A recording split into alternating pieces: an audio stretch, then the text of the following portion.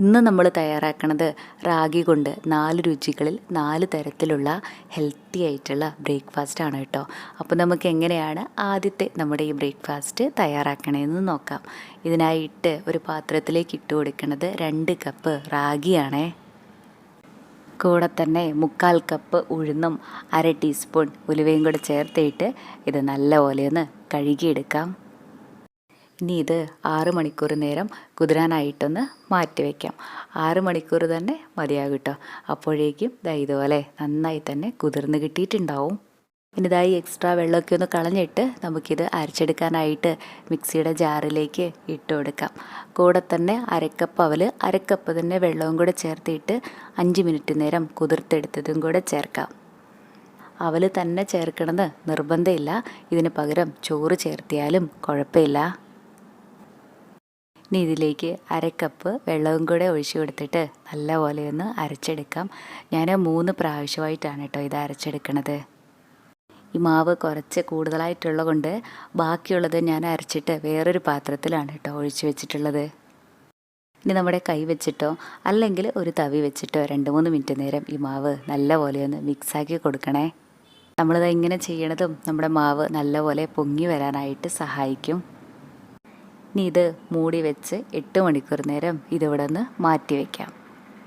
8 മണിക്കൂറൊക്കെ ആകുമ്പോഴേക്കും നമ്മുടെ ഈ മാവ് ഇതുപോലെ നന്നായി തന്നെ പൊങ്ങി വന്നിട്ടുണ്ടാവും. ഇനി മാവിലേക്ക് നമ്മുടെ പാകത്തിനുള്ള ഉപ്പും കൂടെ ചേർത്തിട്ട് നല്ലപോലെ ഒന്ന് യോജിപ്പിച്ച് കൊടുക്കാം. ഇതാണ് നമ്മൾ ചെറിയ പാത്രത്തിൽ മാറ്റി വെച്ചിട്ടുണ്ടായിരുന്ന മാവ്. ഇതും നന്നായി തന്നെ പൊങ്ങി വന്നിട്ടുണ്ട്. ഇനി ഇതിലേക്ക് ആവശ്യത്തിനുള്ള ഉപ്പും കൂടെ ചേർത്തിട്ട് നല്ലപോലെ ഒന്ന് മിക്സാക്കി കൊടുക്കാം. നമ്മുടെ ഈ മാവ് ഒരുപാടുള്ളത് കൊണ്ട് ഞാൻ ഈ കുഞ്ഞു പാത്രത്തിൽ മാവ് വെച്ചിട്ടാണ് കേട്ടോ നമ്മുടെ ഈ ഒരു പലഹാരം തയ്യാറാക്കണേ. ഇതിലേക്കുള്ള ഒരു കുഞ്ഞ് മിക്സ് തയ്യാറാക്കാനായിട്ട് ഒരു പാനിലേക്ക് 1 ടേബിൾ സ്പൂൺ എണ്ണ ഒഴിച്ച് കൊടുക്കാം. എണ്ണയൊക്കെ ചൂടായി വരുന്ന സമയത്ത് 1/2 ടീസ്പൂൺ കടുകും കുറച്ച് കറിവേപ്പിലയും 1/2 ടീസ്പൂൺ ഇഞ്ചി കുഞ്ഞായിട്ട് അരിഞ്ഞെടുത്തതും നമ്മുടെ എരിവിന് ആവശ്യത്തിനുള്ള പച്ചമുളകും മീഡിയം വലുപ്പമുള്ളൊരു സവാള പൊടിയായിട്ട് അരിഞ്ഞെടുത്തതും ചെറിയൊരു ക്യാരറ്റും ഇതിലേക്ക് പാകത്തിനുള്ള ഉപ്പും കൂടെ ചേർത്തിട്ട് 2-3 മിനിറ്റ് നേരം നല്ലപോലെ ഒന്ന് വഴറ്റി കൊടുക്കാവേ. ഈ ഒരു പാകമായ മതിയേ.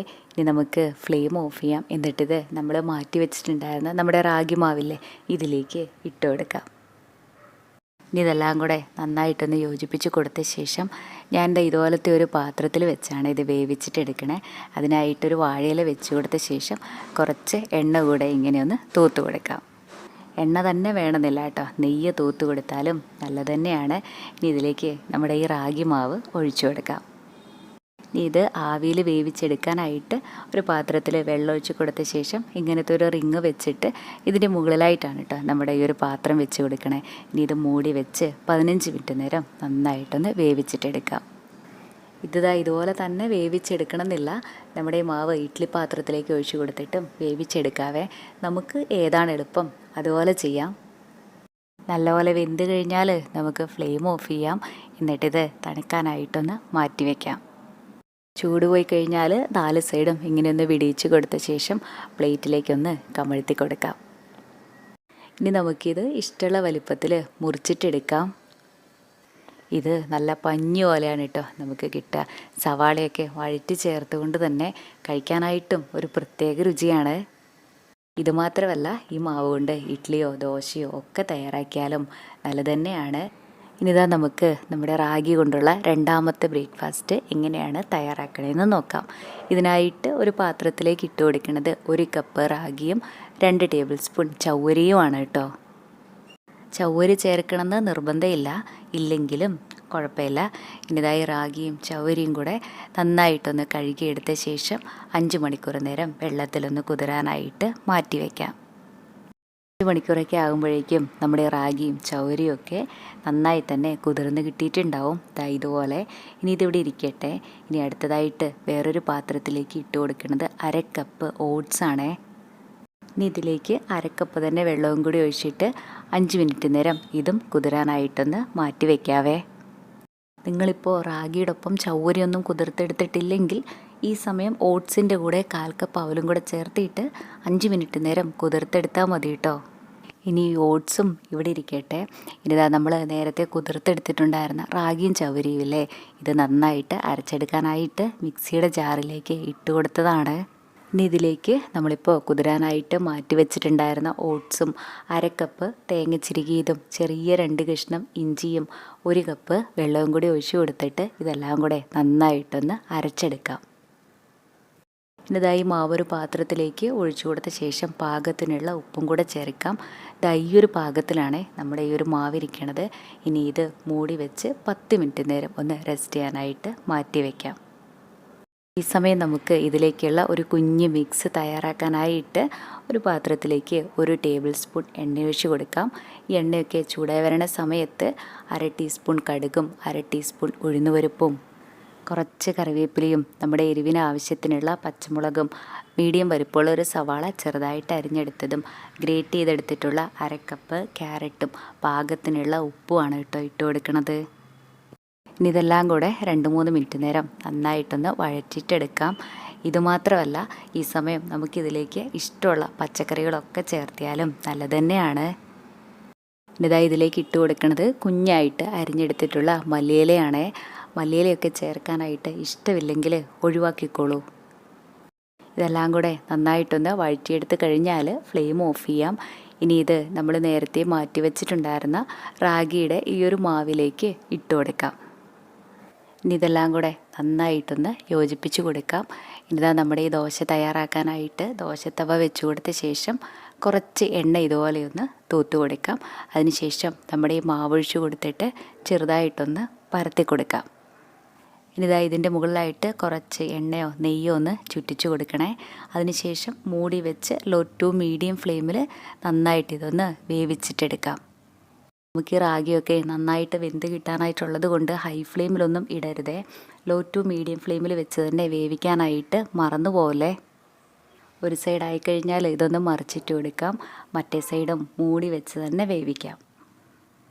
ഇപ്പം ഇതിൻ്റെ മറ്റേ സൈഡും നന്നായി തന്നെ വെന്തിട്ടുണ്ട്. എല്ലാം തന്നെ നമുക്ക് ഇതേപോലെ വേവിച്ചിട്ടെടുക്കാം. ഇത് നല്ല സോഫ്റ്റ് ആയിട്ടുള്ള ദോശയാണ് കേട്ടോ. കഴിക്കാനായിട്ടും നല്ല രുചി തന്നെയാണ്. ഇതുവരെ റാഗിയും ഓട്സും ഒക്കെ ചേർത്തിട്ട് ഇങ്ങനെ ദോശ തയ്യാറാക്കി നോക്കിയിട്ടില്ലെങ്കിൽ ഒരു പ്രാവശ്യം ഇങ്ങനെ ഒന്ന് ചെയ്ത് നോക്കണേ.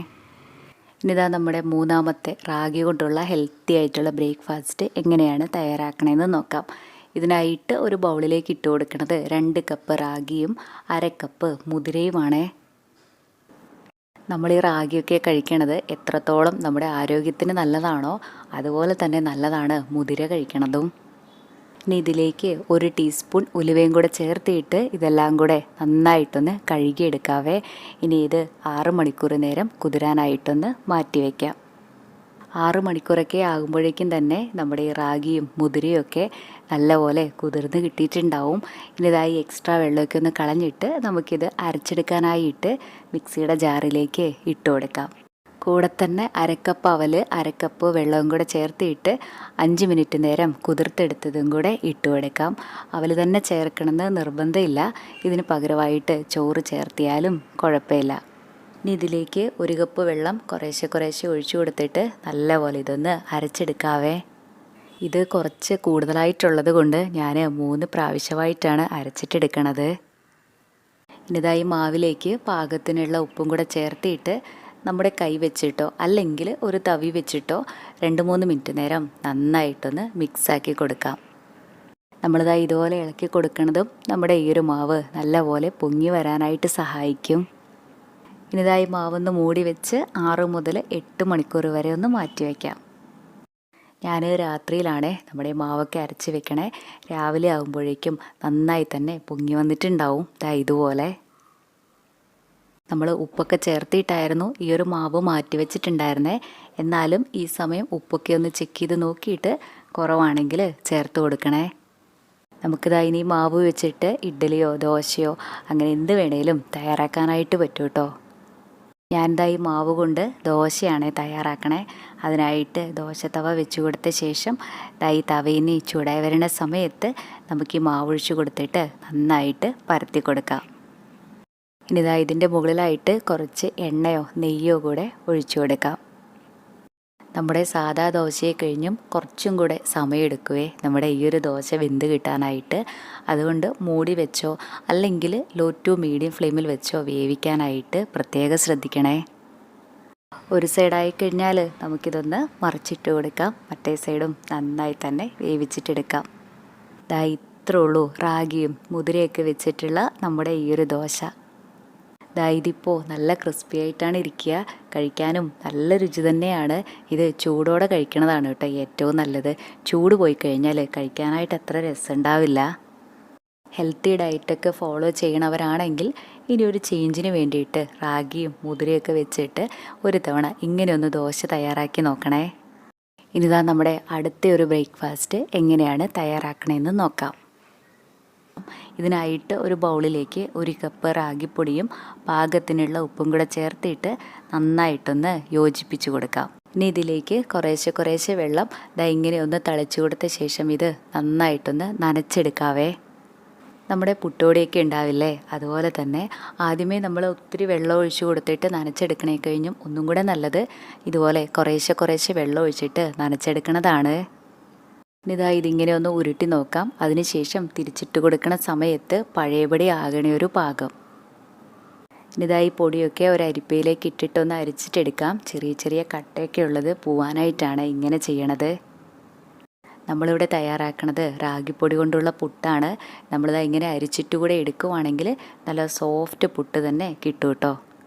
ഞാനിനി ഈ പുട്ട് തയ്യാറാക്കണത് ചിരട്ടയിൽ വെച്ചാണ്.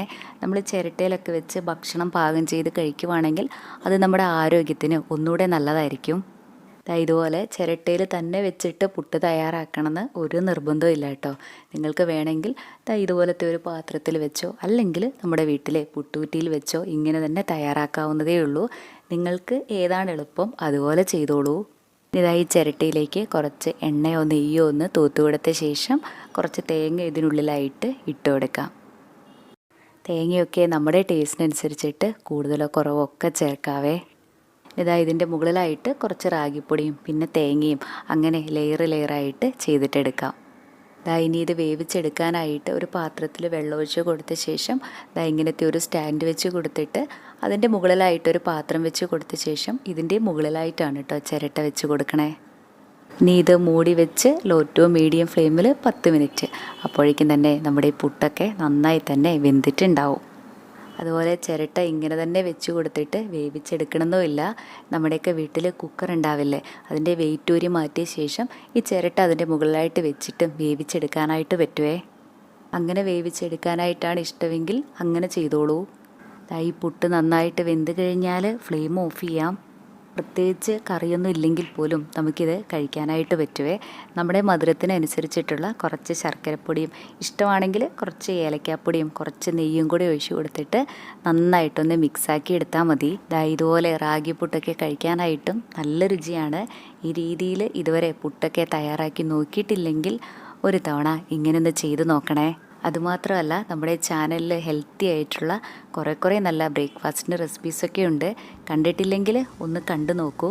ഈ വീഡിയോ ഇഷ്ടമാവുകയാണെങ്കിൽ കൂടുതൽ നല്ല റെസിപ്പീസിനായി നമ്മുടെ ചാനൽ സബ്സ്ക്രൈബ് ചെയ്യാനും മറക്കല്ല കേട്ടോ. താങ്ക്